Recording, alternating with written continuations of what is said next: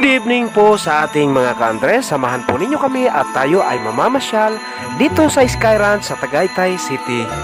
At tamang-tama lamang po ang ating dating sapagkat nag-aagaw na po ang liwanag at ang dilim.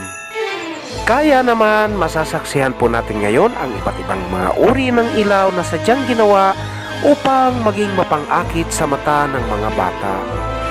At tiyak naman na ang ganitong uri ng mga karanasan ay hindi talaga nila makakalimutan hanggang sa kanilang paglaki. Kaya naman si Ka-Andres ay susubukan uli na maging bata.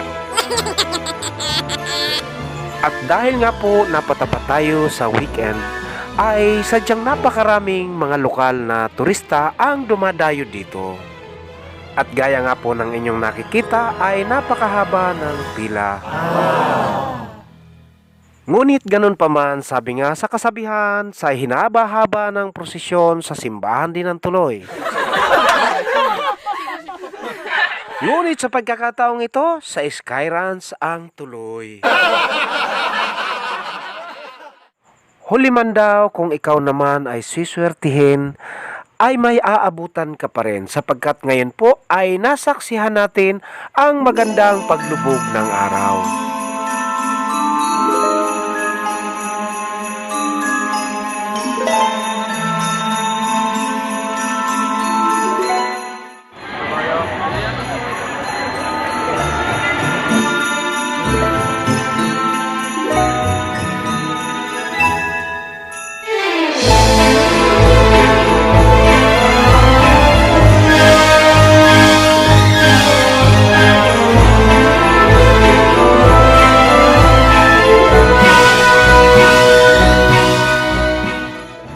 Sa pagkakataon nga pong ito ay tinatanong na natin ang mga bata kung sino ang matapa para sila mismo ang mamili ng kanilang rides na sasakyan at kung ilang piraso ang bibili naming mga ticket. At syempre nga po dahil first timer lang itong si Bakekang kaya nagdesisyon kami na dito lang muna siya isakay sa balloon. Para naman hindi maging traumatic ang kanyang experience at lumakas din ang kanyang loob kahit papano.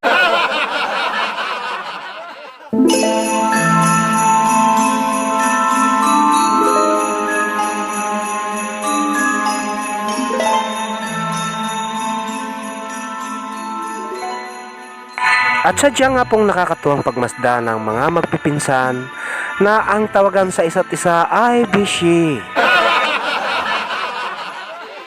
At yan nga po ang kanilang first ride. But wait, there's more. Warm up pa lang po yan. Dahil ang susunod po naming sasakyan ay ang makapigil hiningang Caterpillar.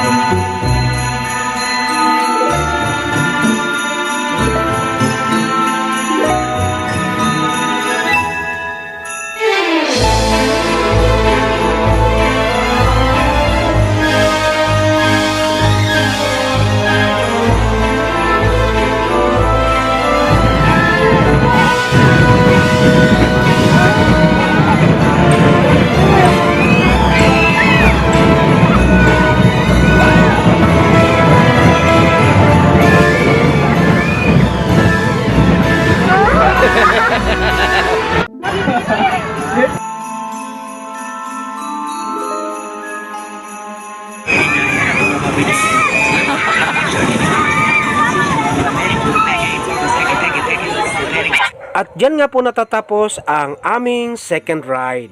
Kaya si Tutoy, baka pag doon, irit na irit yan. How was it? How's the experience? Salamat po sa inyong panonood. Please like and share.